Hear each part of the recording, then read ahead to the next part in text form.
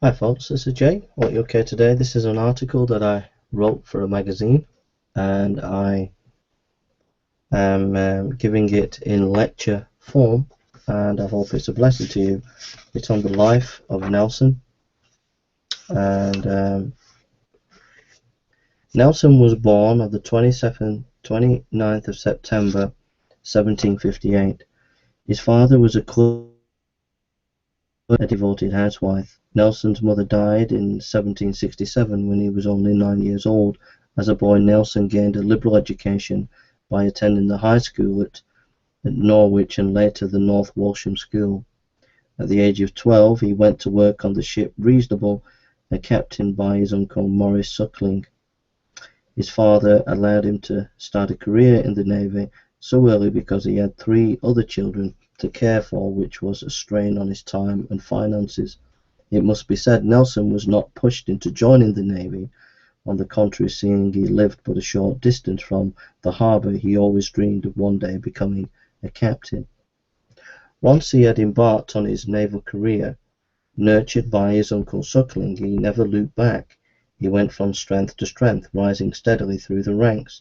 He did have some difficulties, as on one memorable occasion when he went on an expedition to the 14 serving in the capacity of midshipman. Together with a friend full of youthful exuberance, he went exploring the icebergs without Captain Latwick's permission. Suddenly a polar bear appeared, and Nelson was ready to fight the beast with the butt of his rifle.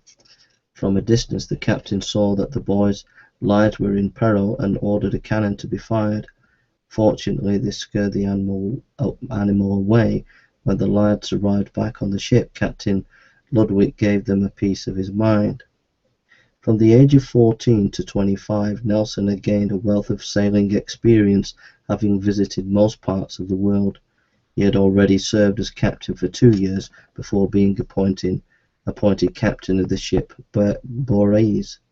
In this vessel he was sent to the Leeward Islands. Here he upset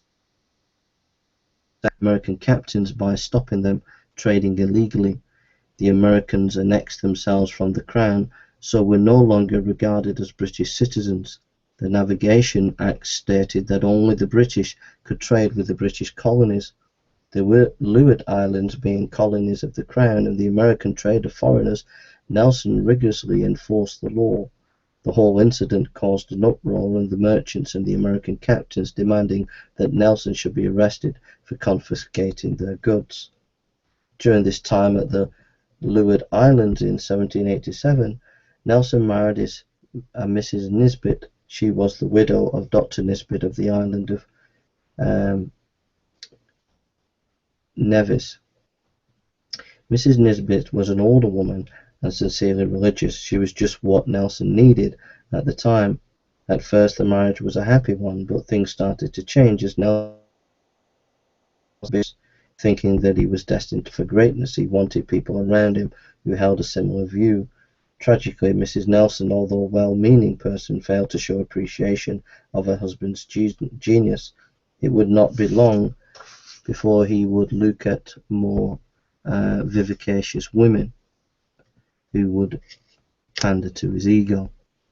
On a chance meeting in Naples, Nelson encountered the Hamiltons in 1793. Immediately he fell in love with Sir Hamilton's wife, Emma. She was plump, luscious, vibrant, and intelligent woman. Having come from humble origin, she wisely married into money. Her husband was ambassador to Italy, based in Naples. The couple became close friends of King Ferdinand. Emma was accepted by the Italian aristocracy and developed a reputation for political intrigue. The affair which Emma and Nelson started until his death. Emma Hamilton fulfilled these needs a man has when desiring to be famous. She praised him, pampered him, and made love to him as if he was a god. One of the most astonishing things about the scandal was that Nelson continued with the relationship even when his wife and Sir Hamilton knew about the affair. He eventually separated from his wife on the 3rd of January 1801. However, Nelson's career did not suffer as a result of his love affair. On the 14th of February 1797, he distinguished himself at the Battle of St. Vincent. On the 20th of February that same year, he was promoted to the rank of Rear Admiral. Aged 40, he again proved himself at the Battle of the Nile on November the 6th, 1798. On this occasion, his ships smashed the French fleet in the Mediterranean, Napoleon's army in Egypt, and gave England a sense of national pride. The Battle of the Nile also made the English feel guilty. They felt guilty for doubting the Admiral Nelson. Another pinnacle in Nelson's career was the Battle of Copenhagen. On April the 12th, 1801, he was now Vice Admiral. He was now Vice Admiral of the Blue. More than anyone else, Nelson knew that England was in peril. He saw the British interest threatened by an old alliance in North Europe. The alliance consisted of armed neutrality between Russia, Sweden, Prussia and Denmark, including Norway. This alliance not only threatened the British blockade of France, but also to cut off the vital trade with the Baltic powers, which included timber and other raw materials vital in maintaining England's supremacy at sea. To do this, Pitt favoured an armed demonstration in the Baltic. Also, if necessary, he advocated a preemptive strike to demonstrate British naval supremacy. Nelson was in full agreement with Pitt's policy.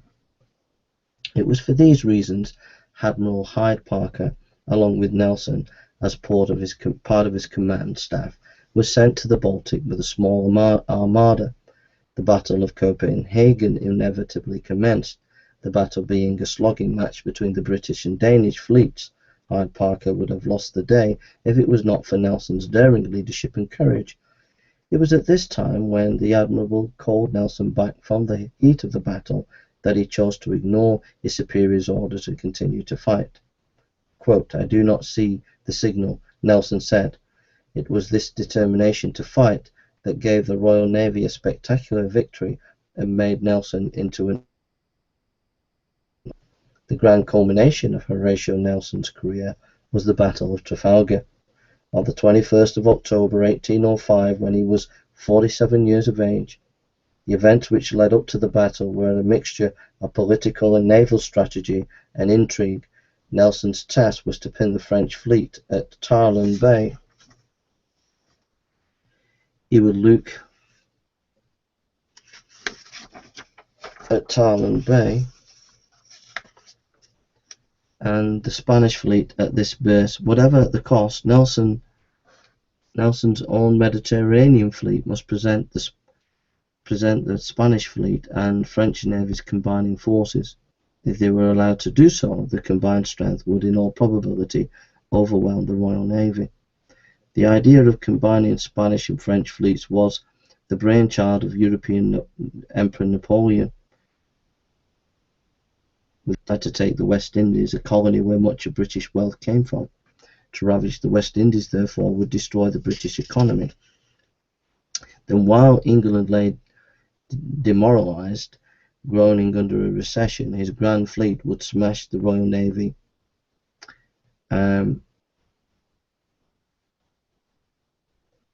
After that, his plan was to invade England. Napoleon had a grand army of 150,000 men on the shores of France, ready to cross the Channel. Napoleon was satisfied that his plan was foolproof. At first, it looked as if this was indeed so. The French and the Spanish fleets dogged the British blockaders and joined forces. After a cat-and-mouse chase, the two navies squared each other up for the final showdown. As Nelson saw the enemy approaching over the horizon, he had a strong premonition that he would win the battle, but die in the process. He was to be proved right. The enemy was more professional than the enemies. From the French Admiral Villiers to the sailors, the enemy was incompetent. There was disorder and lack of communication between the high command especially. Against this clumsy giant armada, numbering 33, Nelson's tactics was this. The enemy's ships had formed in continuous line, which from The air looked like a giant chain laid across the sea. Nelson decided to break the chain, making a two-pronged attack, one on the left and the other on the right. As the enemy line broke up into little pieces, his ships would pick them off one by one, working down from either side. The battle began after 7 hours of waiting. It was a fierce fight. The noise of the cannons and the cries of the wounded were loud. The victory was in the thick of it. Towards the conclusion, Nelson was shot in the chest, the bullet entering his spine. Immediately the admiral was taken below deck, and in the ship's hospital there were limbs and blood everywhere. Beatty, the ship's surgeon, attended him, while Hardy, his devoted officer, stood by his side. With his dying breath, he begged that the nation would financially care for Emma Hamilton and her daughter. His final words to Hardy were, "I have done my duty." Soon after Nelson's death, the French ship Achilles blew up, and it marked the end of the battle, a complete victory for England. The victory at Trafalgar ranked a turning point in European history. Napoleon's armies were confined to the continental Europe. England was completely safe from any threat of invasion. With the French and Spanish fleets destroyed, British naval disputed. This naval power, which no other nation could match, made Britain the ruler of the waves and therefore the world. Such independence and security was to last for 100 years. The epoch-making event was finally to secure that Nelson's name would never be forgotten by his country. And who could forget this one-eyed, one-armed admiral, a paradoxical man, full of contradictions, an officer who demanded absolute obedience, yet throughout his life disobeyed his superiors, a man who was sincerely religious, yet he broke his wife's heart despite his faults. We cannot help but admire his military genius and manly courage. This man believed he was destined for greatness and proved himself right. He is one of England's greatest heroes. This is a lecture by that you found that a blessing, and I hope it inspires you, and may God bless you. And if you want to use this lecture for whatever reason to promote the life of Nelson, feel free to use it. So thank you for listening, and God bless you, and take care. This is Jason Burns, and hope to see you around soon. God bless.